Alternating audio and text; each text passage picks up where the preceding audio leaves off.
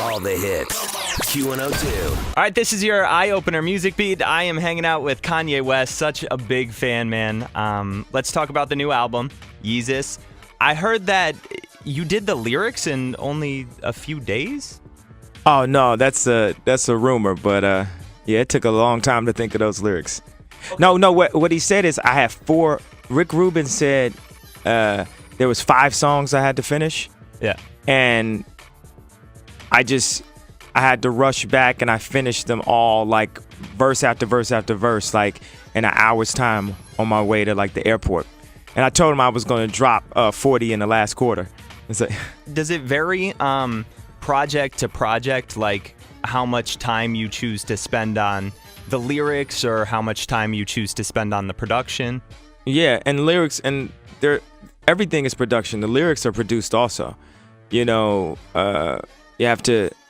I usually lay a stream of consciousness down, and if it's really good, I might get 80%, 90% of the messaging down just off of what I feel. Like you go and like just lay it like it's like Tupac, and then you have to go back and produce it up by listening and saying, okay, is this the most quality version of this line? What's the best way to deliver this metaphor or this punchline or this message? So I actually analyze my raps in that type of way. Yeah. Do you ever feel once you finish a project that you're like, wow, I spent a whole lot more time on the beat, the producing side over the lyrics, or vice versa? I spend time on everything. Yeah. I'm an everything fanatic. Yeah. Like this one website said I was a fashion fanatic, and I'm like, no, I'm an everything fanatic. I'm a music fanatic. I'm a like food fanatic.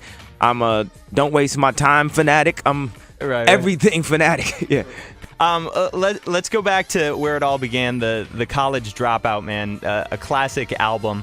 On the College Dropout, it sounds like you were working on these lyrics your whole life. I know you referenced the Miracle Whip line that you had forever.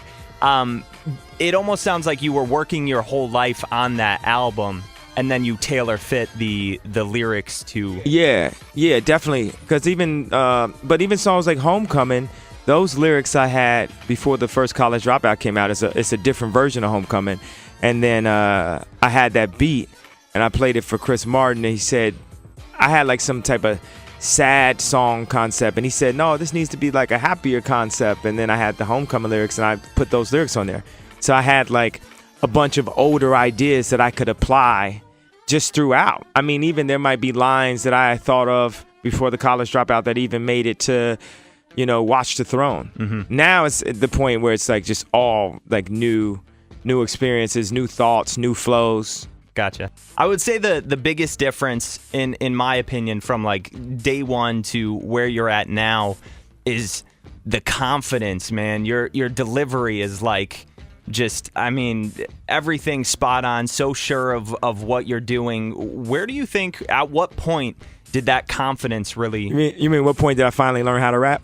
No. Hey, listen, you have quotable lines from that first album, man. Yeah, lines, but that's like being a writer. That's not like being a rapper. Like Busta Rhymes and DMX and Jay-Z, they rap good. Pac raps good. I used to not rap that good, but I knew I had something to say. And so people would as I be fledgling over the beat and stuff, they would put up with it because they like that soul sound that Mos Def and Jay-Z had presented to people. This new version of the sound that mix Rockefeller and Dre drums next to a more Wu-Tang type of soul.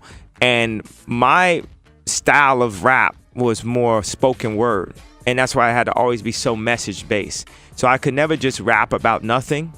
It had to be something that if you took the beat away, it literally would be a poem. So, but coming from those places, by the time I learned how to rap, now you're getting the combination of like the highest level information next to a good rapper, 2, 3, 4 albums in. You brought up Jay-Z. Musically, how do you think your relationship has grown. I mean, you go back to Blueprint 2, and the first time I heard you was on The Bounce. Yeah. And you must have been like, oh my God, this is a pinch myself moment. How is it now with you and him? I mean, are you nervous now to critique him on something, or what's the relationship like now? No, at the moment when we did Watch the Throne, we literally were just brothers in the studio bouncing ideas back and forth. I mean, it was an incredible project. It's amazing how Jay-Z does these collaborative projects, like the albums he did with R. Kelly. Like, he's a very collaborative person, just a very good, mild-mannered, like, human being that's really fun to, like, be around at all times. So it's, like, fun to just, work on music like that. And then me, I don't know if people describe me as the most mild-mannered human being on the planet. I don't know if I get that a lot. But me, I'm just the best. I'm the coldest. You know what I'm saying? So, Jay-Z just puts up with that so he could, like, work with the best. Like, I am the best, the most important musician of the past 10 years, period.